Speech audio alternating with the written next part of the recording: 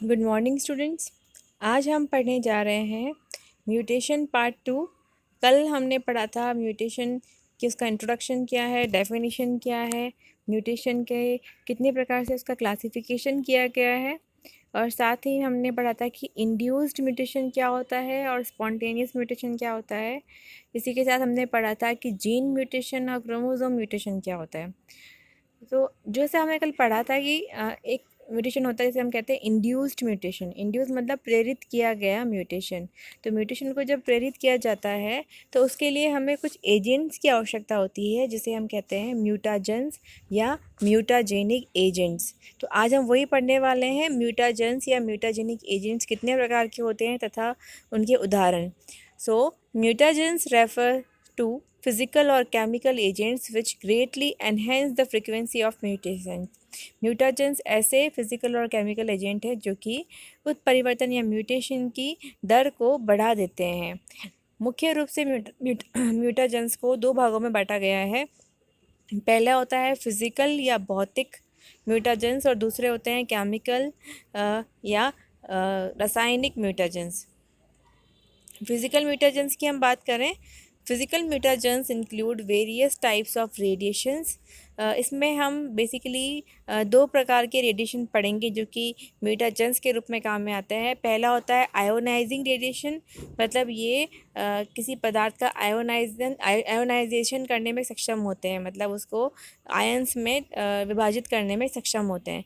दूसरे होते हैं नॉन आयोनाइजिंग रेडिएशन जिसमें किसी प्रकार का आयोनाइजेशन नहीं होता। आयोनाइजिंग रेडिएशन के उदाहरण होते हैं x ray, gamma rays, alpha particle, beta particle and fast and thermal neutrons. तो बेसिकली जो एक्सरेज होती हैं ये तो एक नॉर्मल जो एक्सरे मशीन से या एक्सरेज उससे प्रोड्यूस होती हैं, बट गामा, अल्फा और बीटा पार्टिकल्स ये सब क्या होते हैं, रेडियो एक्टिव कंपाउंड से इनका प्रोडक्शन किया जाता है। नॉन आयोनाइजिंग रेडिएशन का उदाहरण है अल्ट्रावायलेट रेज। हम जानते हैं कि नॉर्मल जो इलेक्ट्रोमैग्नेटिक स्पेक्ट्रम होता है उसमें यूवी रेज एक सूक्ष्म या छोटी तरंगदैर्ध्य या छोटे वेवलेंथ वाली रेज होती हैं जिनमें हाई एनर्जी रहती है, जिनका वेवलेंथ कम रहता है, उसे हम कहते हैं अल्ट्रावायलेट रेज। एक्सरेज की बात करें तो एक्सरेज को सबसे पहले रोंटजन ने 1895 में खोजा था। एक्सरेज सामान्यतः 10⁻⁻11 से लेकर 10⁻⁻7 एंगस्ट्रॉम की रेंज में इनकी वेवलेंथ होती है। एक्सरेज को एक्सरे मशीन्स के द्वारा उत्पन्न किया जाता है और इसकी वजह से डीएनए में क्या जाता है, इनमें डीएनए में डिलीशन हो सकता है, एडिशन हो सकता है, इन्वर्जन हो सकता है, ट्रांसपोजिशन हो सकता है। तो इस प्रकार से विभिन्न प्रकार के उसमें उत्परिवर्तन हो जाते हैं एक्सरेज के द्वारा। सर्वप्रथम एक्सरेज का उपयोग करके ड्रोसोफिला में मूलर ने 1927 में म्यूटेशन उत्पन्न किया था। ये हम हिस्ट्री में भी पढ़ चुके हैं कि सबसे पहले आर्टिफिशियली किसी म्यूटाजन का उपयोग करके मूलर ने ड्रोसोफिला में म्यूटेशन उत्पन्न किया था। इनको हम ज़्यादा डिटेल में नहीं पढ़ रहे हैं, बस आपको इतना ध्यान रखना है कि गामा रेज, अल्फ़ा रेज और अगर हम बात करें बीटा रेज की तो सबसे कम जो पेनिट्रेशन पावर होती है इन तीनों में से उसकी होती है गामा रेज की, अल्फ़ा रेज की उससे ज़्यादा होती है, बीटा रेज की इससे भी ज़्यादा होती है और न्यूट्रॉन्स की उससे भी ज़्यादा होती है। इन चारों में कॉमन चीज़ है कि चारों किसी रेडियो एक्टिव कंपाउंड के द्वारा उत्पन्न होते हैं। सामान्यतः जो रेडियो एक्टिव एलिमेंट काम में लिया जाता है वो कोबाल्ट 60 होता है। इसके अतिरिक्त आप जानते हैं कि बहुत सारे रेडियो एक्टिव कंपाउंड्स पाए जाते हैं जिनसे हम इस प्रकार की रेज को प्राप्त कर सकते हैं। Gamma rays cause chromosomal and gene mutations.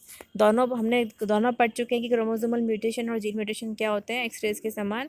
Bye ejecting electrons from the atoms of tissues through which they pass.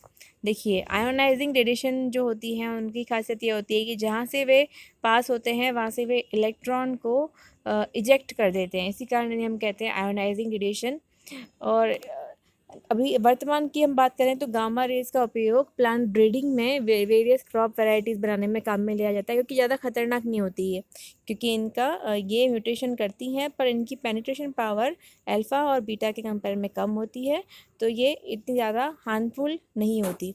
Next है alpha particles. Alpha particle normally हम जानते हैं कि अल्फ़ा पार्टिकल 2 प्रोटॉन तथा 2 न्यूट्रॉन से मिलकर बना होता है। ये पॉजिटिवली चार्ज होता है और इसकी पेनिट्रेशन जो पावर होती है वो गामा रेज से अधिक परंतु बीटा रेज से कम होती है। ये नॉर्मली क्रोमोसोमल म्यूटेशन करने में काम में ली जाती है। देन बीटा पार्टिकल्स की पेनिट्रेशन पावर अल्फा रेज से ज़्यादा होती है। Beta particles are generated from radioactive decay of heavier element. इसमें हम जैसे हाइड्रोजन हो गया, 32 फास्फोरस हो गया, 35 सल्फर हो गया, इनको हम काम में लेके बीटा रेज उत्पन्न कर सकते हैं। They are negatively charge. Alpha rays क्या होती है? Positively charge and beta rays are negatively charge. Therefore their action is reduced by positive charge of tissue. तो अगर इस पर अल्फा और बीटा रेज पे क्योंकि एक प्रकार का चार्ज होता है तो इनका जो एक्शन होता है वो टिश्यू पे, जिस टिश्यू पे उनका ट्रीटमेंट किया जा रहा है उस टिश्यू पे कौन सा चार्ज है उसके अकॉर्डिंग इनकी पावर कम या ज़्यादा हो सकती है। क्योंकि अगर सामने टिश्यू में यदि पॉजिटिव चार्ज है तो बीटा पार्टिकल्स क्या हो जाएंगे, उनका नेगेटिव चार्ज कम हो जाएगा। Okay, then fast and thermal neutrons जो होते हैं इस पर किसी प्रकार का कोई चार्ज नहीं होता, इसीलिए इनकी पेनिट्रेशन पावर हाईएस्ट होती है और यह किसी टिश्यू के चार्ज के द्वारा इसको रोका भी नहीं जा सकता। अतः इनका उपयोग सबसे ज़्यादा वेलोसिटी की ये पार्टिकल्स होते हैं तो इनका उपयोग भी म्यूटेशन उत्पन्न करने में किया जाता है। यहाँ पे मैंने आपको अल्फ़ा, बीटा और एक्स रेज तीनों का इफेक्ट बता रही हूँ। अल्फ़ा रेज आप जानते हैं कि शुगर फॉस्फेट बैकबोन पर नॉर्मली इफेक्ट करती है, जबकि बीटा और एक्स रेज जो है वो न्यूक्लियोटाइड जो बेस पेयर्स होते हैं उसके ऊपर इफेक्ट करती है। यहाँ पे आपको स्टार मार्क से दिख रहा है कि इनका एक्शन कहाँ हो रहा है। देन नॉन आयोनाइजिंग रेडिएशन, जिसमें किसी प्रकार के कोई इलेक्ट्रॉन का इजेक्शन नहीं होता, उसे हम कहते हैं नॉन आयोनाइजिंग रेडिएशन। सबसे मुख्य रूप से जो काम में आती है वो होती है ultraviolet rays. UV rays are non-ionizing radiation which are produced from mercury vapor lamps और ट्यूब्स। हम जानते हैं कि मर्करी वेपर लैम्प से UV रेज प्रोड्यूस की जाती है। They are also present in solar radiation. सूर्य से आने वाली किरणों में से हम जानते हैं कि जो पराबैंगनी किरणें हैं, अल्ट्रावायलेट रेज है, इन्हें ओजोन लेयर रोक देती है, लेकिन फिर भी कुछ मात्रा में UV रेज पृथ्वी तक पहुंचती है। They are also present in solar radiation. UV rays can penetrate 1 और 2 सेल लेयर। यह एक या दो कोशिकाओं की जो परत होती है उसको ये भेज सकती है because of low penetrating capacity. मैंने आपको बताया था कि इनकी पेनिट्रेशन पावर कम रहती है। They are commonly used for radiation of microorganism like bacteria and virus. इनकी पेनिट्रेशन पावर अल्फ़ा, बीटा और इनकी हम बात करें उनके कंपेयर में कम होती है, तो इसलिए इनका उपयोग जो माइक्रो ऑर्गेनिज्म जैसे बैक्टीरिया है, वायरस है, इसमें म्यूटेशन उत्पन्न करने में किया जाता है, न कि हायर ऑर्गेनिज्म में। जबकि अगर हायर ऑर्गेनिज्म में हम केवल जैसे पॉलन हो गया या ड्रोसोफिला के एग्स हो गए जो कि 1 और 2 लेयर ही जिनके ऊपर होती है, उन्हीं पे इसका उपयोग किया जाता है। The first effect of the addition of, इसमें मेनली यूवी रेस से होता क्या है? यूवी रेस से बेसिकली आगे मैं आपको डायग्राम द्वारा समझाऊंगी। थायमिन डायमर का निर्माण होता है और बेस पेयर का ब्रेक होता है। कैसे? ये देखिए यहाँ पे हमने देखा जैसे अल्ट्रावायलेट रेज आई, यहाँ पे थायमिन के बीच में क्या बन गया? एक डायमर बन गया और यहाँ पे एक किंक मतलब एक प्रकार से एक जैसे एक तार कहीं से मुड़ जाता है तो वैसे ही DNA की जो बैकबोन है वो एक जगह से मुड़ जाती है। तो यहाँ पे आप देख रहे हैं थायमिन डायमर का निर्माण हो जाता है कि आपस में जो A और T का बेस पेयरिंग था वो ब्रेक हो गया और T और T का आपस में बेस पेयरिंग हो गया और इस प्रकार से ये डिस्टॉर्टेड DNA बन जाता है। इसको हम कहते हैं पिरामिडन डायमर, क्योंकि हम थायमिन डायमर अगर थायमिन का डायमर बन रहा है तो थायमिन डायमर, और दूसरा पिरामिडन जो है साइटोसिन, अगर उसका डायमर बन रहा है तो साइटोसिन डायमर। केमिकल म्यूटाजेंस हमने अभी जो पढ़े थे वो थे फिजिकल म्यूटाजेंस। अभी जो हम पढ़ने जा रहे हैं वो है केमिकल म्यूटाजेंस। केमिकल म्यूटाजेंस का प्रयोग सबसे पहले 1942 में किया गया था। आप जानते हैं मैंने आपको बताया था कि सबसे पहले फिजिकल म्यूटाजेंस का उपयोग 1927 में किया गया था, जबकि केमिकल का काफ़ी लेट किया गया था। मुख्य रूप से 4 प्रकार के केमिकल एजेंट्स काम में आते हैं। पहला है अल्काइलेटिंग एजेंट्स, मैं बताऊंगी इनको स्टेप बाय स्टेप कि इसमें क्या पढ़ेंगे हम। Then base analogues, acridine dyes and others. सबसे पहले हम लेते हैं एक टेबल जिसमें हम शॉर्ट में पढ़ेंगे किससे क्या क्या होता है। अल्काइलेटिंग एजेंट्स के उदाहरण है ethyl methane sulphonate, methyl methane sulphonate, ethyl ethane sulphonate. तो इनको हम शॉर्ट में लिखते हैं बेटा, जैसे EMS, MMS, EES, इस प्रकार से इन्हें नाम दिया गया है। तो बेसिकली इनसे होता क्या है? इनसे होता है ट्रांजिशन। ट्रांजिशन का मतलब है कि जहाँ पे ए और टी आना चाहिए वहाँ पे क्या आ जाता है, सी और जी हो जाता है। बेस अगर डीएनए में हम डबल स्ट्रैंड की बात करते हैं तो बेस पेयरिंग होनी चाहिए थी ए और टी के बीच में, वहाँ पे क्या आ गया, सी, जो रेप्लिकेशन के बाद में सी और जी आ गया। तो ये हो गया ट्रांजिशन कि जो एक बेस पेयर था उसकी जगह कोई दूसरा बेस पेयर आ गया। वैसे ही बेस एनालॉग मतलब जो कि किसी बेस कौन सा बेस, नाइट्रोजन बेस, जो 4 प्रकार के होते हैं हम जानते हैं, एडेनिन, गुआनिन, साइटोसिन और थाइमिन। इनकी जगह यदि कोई दूसरा बेस जो कि इनके एनालॉग मतलब जो इनकी समानता दर्शाने वाला कोई बेस है वो आ जाता है तो उसे हम कहते हैं बेस एनालॉग। मुख्य रूप से जो बेस एनालॉग काम में आते हैं वो होता है 5 ब्रोमो यूरासिल, इसको भी हम शॉर्ट में 5BU लिखते हैं, और है 2 अमीनो प्यूरिन जिसको 2AP लिखते हैं। ये भी वही सेम काम कर रहे हैं कि यहाँ पे भी ट्रांजिशन होता है कि जहाँ पे AT आना चाहिए वहाँ पे GC आ जाता है, और वापस 2 अमीनो पीरियड में भी जहाँ पे AT आना चाहिए वहाँ पे GC आ जाता है। नेक्स्ट है एक्रिडिन डाइज, कुछ विभिन्न प्रकार की डाइज जो काम में आती है, जो कि इनको हम इंटरकेलेटिंग एजेंट मतलब जो बीच में व्यवस्थित हो जाने वाले एजेंट भी कहते हैं। इनके उदाहरण है प्रोफ्लेविन एंड एक्रीफ्लेविन। ये सामान्यतः क्या करती हैं, डिलीशन एडिशन, मतलब कोई चीज़ को, किसी बेस पेयर को यहाँ पे केवल चेंज नहीं हो रहा है, रिप्लेसमेंट नहीं हो रहा है, यहाँ पे क्या हो रहा है, डिलीशन, मतलब या तो कोई बेस हट गया है या कोई बेस जुड़ गया है। इसके कारण क्या होगा, मैंने आपको कल बताया था कि फ्रेम शिफ्ट म्यूटेशन, केवल किसी एक बेस के जुड़ने या हटने से पूरा का पूरा जो कोडोन को रीड करने का जो फ्रेम होता है वो ही शिफ्ट हो जाएगा, जिसे हम कहते हैं फ्रेम शिफ्ट म्यूटेशन। ये मैं पहले लेक्चर में आपको बता चुकी हूँ। तो यहाँ पे कोई ट्रांजिशन नहीं होगा, यहाँ पे क्या होगा, फ्रेम शिफ्ट होगा। ओके, देन अदर्स में जो कुछ और म्यूटाजेंस है जिनका भी फ्रिक्वेंटली उपयोग होता है उनका उदाहरण हम पढ़ेंगे, जैसे nitrous oxide, hydroxylamine and sodium azide. तो यहाँ पे हम नाइट्रस एसिड तथा हाइड्रोक्सिलामीन को पढ़ेंगे कि ये किस प्रकार से म्यूटेशन को उत्पन्न करते हैं। तो ये बात हुई various chemical mutagens which are used as mutagenic agents. सबसे पहले हम लेते हैं एल्काइलेटिंग एजेंट्स। हम डिटेल में नहीं जा रहे, हम पहले ही पढ़ चुके हैं कि इसमें हम EMS, MMS, EI इत्यादि हम इसमें पढ़ते हैं। Out of these the first 3 are common in use, जो पहले वाले 3 हैं EMS, MMS और EI। They are also known as radio mimetic chemical, क्योंकि ये रेडियो एक्टिव कंपाउंड की तरह काम में आते हैं, इसलिए हम इसे उनकी तरह बिहेव करते हैं, इसलिए इनको रेडियो मिमेटिक केमिकल्स भी कहते हैं। Alkylating agents can cause various large and small deformation of base structure resulting in base pair transition and transversion.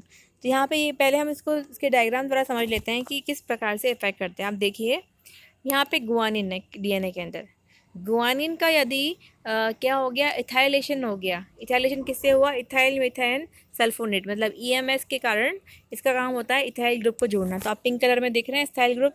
तो गुआनिन में जैसे इथाइल ग्रुप जुड़ा तो जो गुआनिन की बेस पेयरिंग किसके साथ में होनी चाहिए थी, हम जानते हैं गुआनिन को साइटोसिन के साथ में, हम जानते हैं कि C और G के बीच में ट्रिपल बॉन्ड बनता है, C ट्रिपल बॉन्ड G, अगर आपको ध्यान होगा।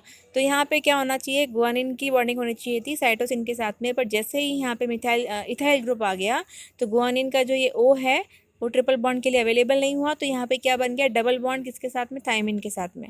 देख रहे हैं आप। तो यहाँ पे क्या हो गया, जहाँ जिस स्थान पर रेप्लिकेशन के बाद में, रेप्लिकेशन में आप जानते हैं कि DNA की एक रज्जु से 2 रज्जु का निर्माण होता है, तो गुआनिन के सामने जुड़ना था किसको, साइटोसिन को, वहाँ पे क्या आ गया, थायमिन। जैसे ही थायमिन आया तो ये क्या हो गया, म्यूटेशन, क्योंकि इसका एक बेस जो है ट्रांजिशन हो गया, G की क्या हो गया, C की जगह T आ गया। ओके, तो ये उदाहरण आप देंगे किसमें, एल्काइलेटिंग एजेंट के अंदर। नेक्स्ट हम पढ़ेंगे बेस एनालॉग। तो बेस एनालॉग के उदाहरण हमने पढ़े थे कि 5 ब्रोमो यूरासिल और 2 अमीनो प्यूरिन। ये कैसे काम करते हैं, आप देखिए। जो 5 ब्रोमो यूरासिल है वह थायमिन की समान संरचना वाला होता है।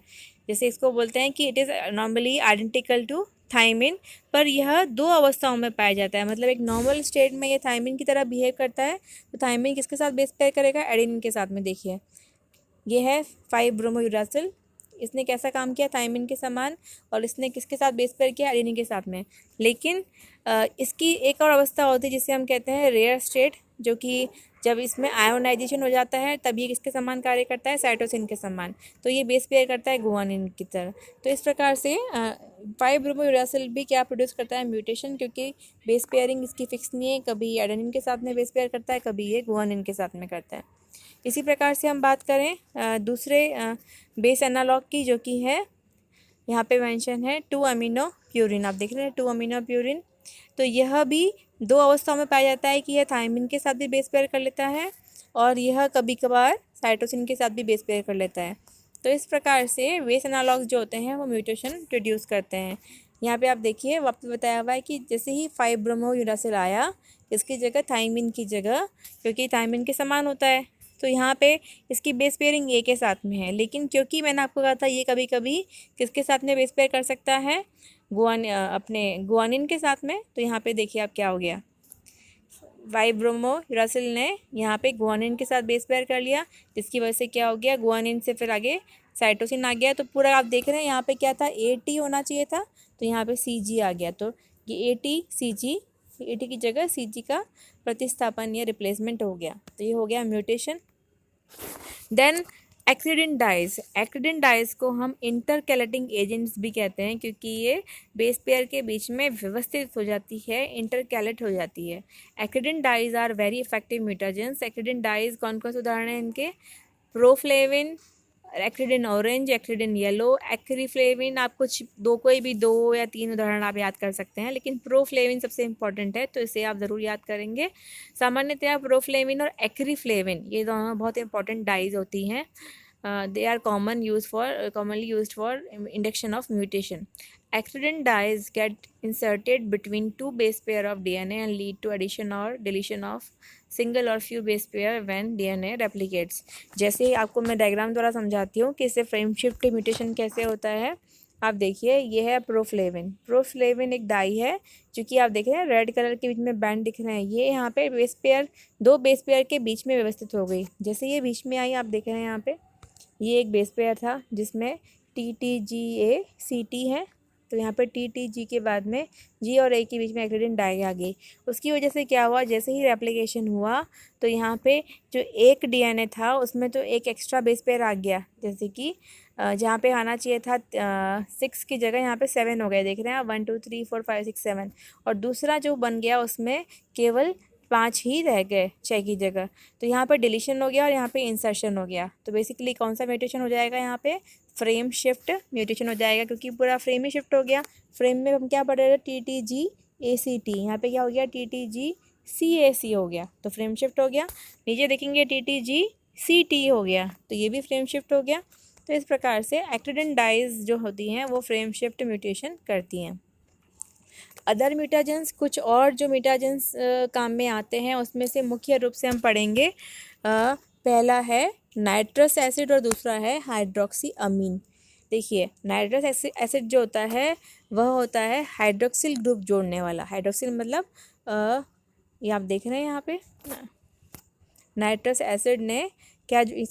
एसिड का काम होता है विच डीएमिनेट एजेंट, मतलब इसमें जो एमिनो ग्रुप को हटाने वाला एजेंट होता है। तो यहाँ पे आप देख रहे हैं जैसे ही ये साइटोसिन है, साइटोसिन पे यदि आप नाइट्रस एसिड का उपयोग करें तो साइटोसिन का एमिनो ग्रुप हट जाएगा। जैसे एमिनो ग्रुप हटेगा यह कन्वर्ट हो जाएगा किसमें, यूरासिल के अंदर। और आप जानते हैं कि साइटोसिन तो बेस पेयर करता है गुआनिन के साथ में, लेकिन यूरासिल बेस पेयर करता है एडेनिन के साथ में। तो यहाँ पे क्या हो गया कि जहाँ पे गुआनिन को आना था वहाँ पे क्या आ गया, एडेनिन हो गया, और ये क्या हो गया, एक तरीके से म्यूटेशन हो गया। उसी प्रकार से जो नाइट्रस एसिड है इट इज़ अ डीएमिनेटिंग एजेंट, मतलब ये अमीनो ग्रुप को हटाता है।